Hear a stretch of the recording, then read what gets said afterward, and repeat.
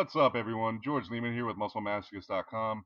Told you guys I'll be giving you some more content about my training and stuff like that, so here I am. First exercise here is one of the best exercises you can do for your deadlift. It's a safety squat bar. Good morning, and to be quite honest with you, it's incredibly fucking hard to do. You guys know I'm pretty strong. This is hard for me. I usually use about 155 pounds at the end of a workout, and it's brutal as fuck. The bar weighs 65 pounds instead of 45, so this is 295 for 20. This workout, I wanted to start off really light because it's the beginning of a new peaking program for me. Hopefully, peaking up to a heavier deadlift. Um, Obviously, I'm pre-exhausting here, so what you're gonna see is some lighter deadlifts today. But that's gonna allow me to peak for longer and hopefully be even stronger by the time I get to a new max. What you're going to see next here is a back extension, 365 pounds. I don't normally use a barbell, but I saw Pete Rubish try 455 the other day, and I kind of wondered how I would do, more or less, to be honest with you. I think I did like 8 or 9 or something like that. I definitely like the way this is done as opposed to holding plates. Holding plates is quite awkward. Um, might be more effective to hold plates, but this seems like it might have slightly better carryover in general. Just because it's easier and you can go heavier doesn't mean it's not as good of an exercise, obviously. Leg curls. If possible, I would do glute ham raises, but I don't have a glute ham raise, so I tend to do a lot of leg curls. I usually try and have my clients do anywhere between 5 and 10 sets when they're doing them. The more of these you can do, probably the better. I've always done them. I always recommend them. They're a great exercise. If you don't think they have any value, I mean, I would just disagree. Here I am doing the stack for, I don't know, 15 or something like that. Been pretty heavy on these in the past when able to go heavier on hammer strength machines and stuff. Again, a pretty safe exercise, a great way to do a lot of posterior chain work, or excuse me, a lot of hamstring work without risking a whole lot of injury, in my opinion. What you're going to see next here is single leg extensions. Quads are a weakness of mine. I tend to avoid a lot of leg press and stuff like that simply because it's more injury prone for me and not necessarily the best way to increase my deadlift.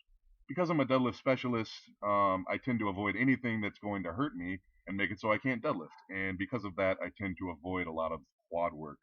I tore my quad last year and they need to come back up because I believe that's what's causing the knee shaking when I lock out. So over the next few months, you guys should see me doing a good amount of quad work, building up my quads, and hopefully becoming a hell of a lot stronger because of it, a whole lot less injury prone and stuff like that too.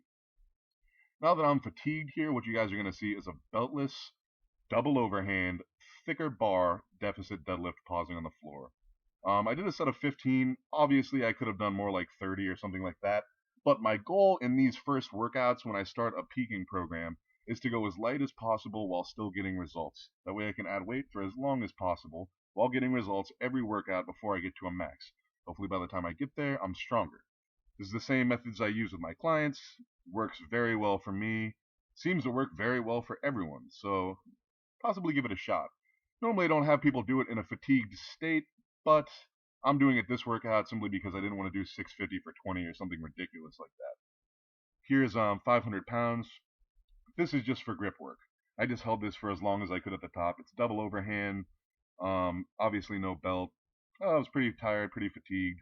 Held it for a few seconds. I'm kind of happy with it because grip is not my strong point, even though I recently held on to something quite heavy. Seated calf raises. I like seated and I like standing. Always recommend calf work. It will help your squat. It will help your deadlift. Possibly not directly, but being more stable overall is going to help you. And I believe that because your hamstrings kind of tie into your calves, that in general it just makes you stronger overall to be tighter and stronger in your whole body. Here's the ab work I was telling you guys about. I always do side bends, or at least when I'm doing abs, I always do side bends. Usually use something like 100s or 150s, high reps, 20 to 40 reps, something like that. I don't go to absolute failure. I really just try and stimulate the muscle and get a positive result from a set or two of these. Don't have to go crazy on them. Just do them. They will thicken your waist, I believe, but I mean, so will being really strong. I'm not really trying to have a small waist. I'm trying to be really strong, so not a big deal for me. I also kind of like the look of like thick obliques, but that's just my personal opinion. Um, Very different than growth hormone gut and stuff like that. Derek Poundstone, people like that, they have thick waists. It looks good in my opinion. I really don't mind. Here you're going to see ab rollouts. I almost never do these, but I think I'm going to keep doing them. Seem to be really effective for abs. A little bit hard on my knees because I'm about 350 pounds right now, but as you guys will see in the future, I'm definitely going to keep doing them, possibly even with weight, and I'm going to work up to doing them on my feet too, until they're kind of awkward for me because I don't normally do them. After this, you guys are going to see how I do weighted crunches. I'm using 135. It's my favorite way to do them. It's very comfortable. It works very well. Highly recommend them. You want to hit your abs from multiple angles just to get the result that you want, which is basically total core strength. After this, you guys are going to see an exercise. It's a variation of an exercise that I read about a long time ago in a Westside Barbell article. Basically, they recommended putting a bar or a dumbbell on your stomach, pushing out against it to mimic pushing out against a belt, or pushing your stomach out against your legs like you would in the bottom of a squat or a deadlift. I'm lucky enough to have a really hot girlfriend that will sit on my stomach and let me use her as a weight. Tess is a little under 200 pounds, mostly because she's extremely strong and squats 400 and pulls 446 and shit.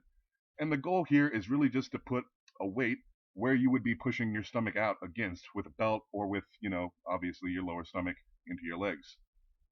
Just relax your stomach, let it sink in, then push out as hard as you can, hold it for a second. As always, guys, thanks for watching my videos. Don't forget to check out musclemasochist.com.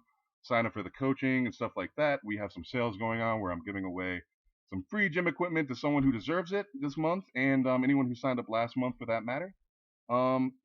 As always, thanks for watching, guys. Don't forget to like, share, and subscribe, and stay tuned for more.